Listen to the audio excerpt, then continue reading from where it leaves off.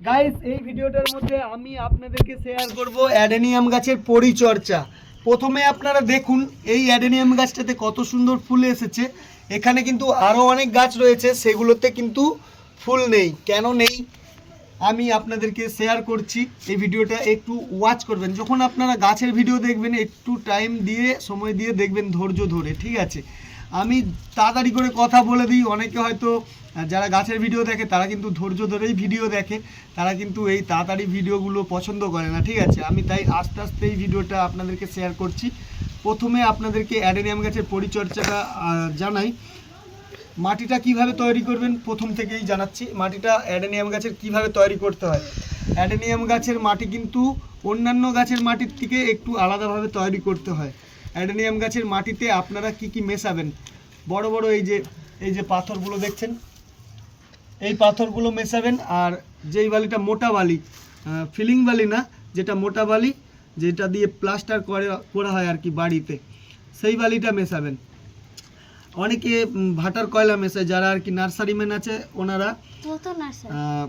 তো সব ক্ষেত্রে তো আমরা সবাই তো ওই যে ভাটার কয়লা টয়লা খুঁজতে পারি না, তাই আপনাদেরকে বলবো আপনারা এই পাথরগুলো সংগ্রহ করে নেবেন যেখান থেকে পারবেন।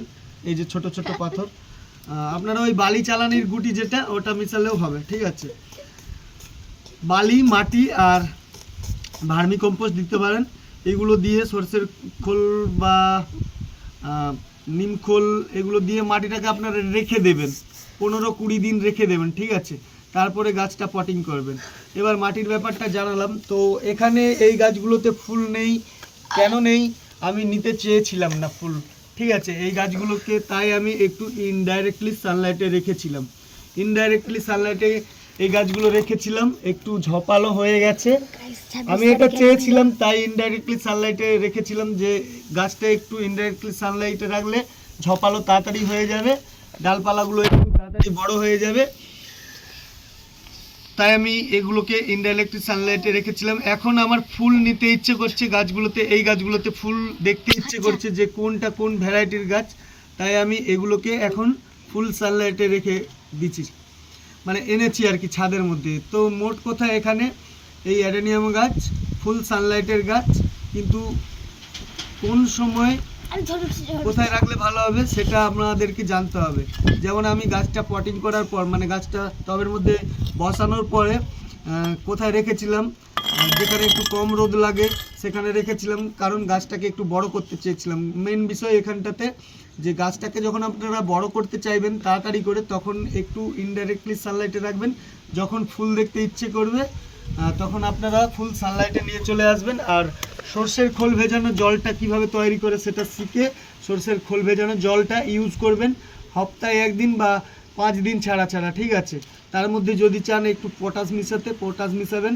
আর যদি কেউ চান যে আমার গাছ বড় হয়ে আছে, আমি ডিজাইন করব, তখন আপনারা কাটিং করবেন। আর ফাঙ্গিসাইড ইউজ করবেন, সাব ফাঙ্গিসাইড, যেটা অনেক রকম ফাঙ্গিসাইড হয়, যেটা কন্ট্রাক্ট ফাঙ্গিসাইড, ওগুলো আপনাদেরকে অন্য ভিডিও শেয়ার করব। আপনারা কিন্তু সাব ফাঙ্গিসাইডটা সবভাবে ইউজ করতে পারেন। অনেক ফাঙ্গিসাইড আছে গাছের গোড়াতে ইউজ করে, অনেক ফাঙ্গিসাইড আছে গাছে এমনি, যেখানে আমাদের মানে আমাদের যেমন কাটা ছিলা হয়ে গেলে আমরা কখনো কখনো মলম মাখি, কখনো কখনো পেটে ওষুধ খাই, আর কখনো কখনো মানে লোশন মাখি, যেরকম ব্যাপার আছে। টোটাল কথা আপনারা সাব ফাঙ্গিসাইডটা সবভাবে ইউজ করতে পারেন, ওটাকেই আপনারা ইউজ করবেন। সাব পাউডার যেটা আমরা বলি, ওটাকে আপনারা স্প্রে করেও দিতে পারেন, আবার যেখানে ছিলা হয়ে যায় সেখানেও দিতে পারেন, আর যেখানে কাটবেন সেখানেও দিতে পারেন। তবে ফাঙ্গিসাইডটা আপনারা ইউজ করবেন, ঠিক আছে, যখন কাটবেন আর কি।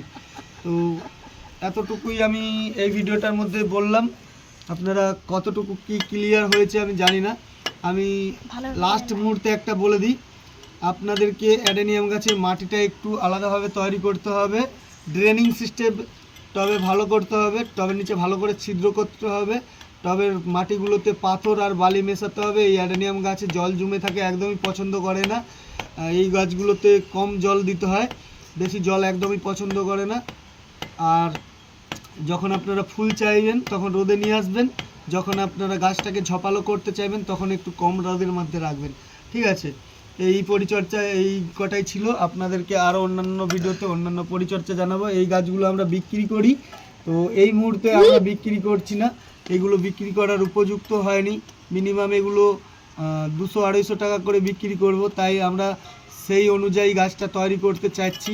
এই গাছগুলো 200-250 টাকা করে না বিক্রি করলে আমাদের লস হয়ে যাবে, ঠিক আছে। আর ছোট গাছ অনেক ছিল, সেগুলো আমরা বিক্রি করে দিয়েছি 100 টাকার ভেতরে। সেগুলো এই টাইপের গাছ ছিল, মানে এই টাইপের নয়, এর থেকে অনেকটাই বড় ছিল। এই যে সেটা দেখা, এই যে এই টাইপের গাছ ছিল, এগুলো 100 টাকার ভেতরে, মানে 80 টাকা করে বিক্রি করে দিয়েছি। অনেকে নিয়ে গেছে, তবে এই গাছগুলো 100 টাকা করে বিক্রি করলে আমাদের লস হয়ে যাবে। আমরা এইগুলো মিনিমাম 150 টাকাতে বিক্রি করব। দেখুন এই যে এই গাছগুলো 150 টাকাতে বিক্রি করব, তবে আর একটু ডেভেলপ করতে হবে, ফুল আনতে হবে, তারপরেই 150 টাকা, ঠিক আছে। তো চলুন, টাটা বাই, সবাই খুব খুব খুব ভালো থাকুন।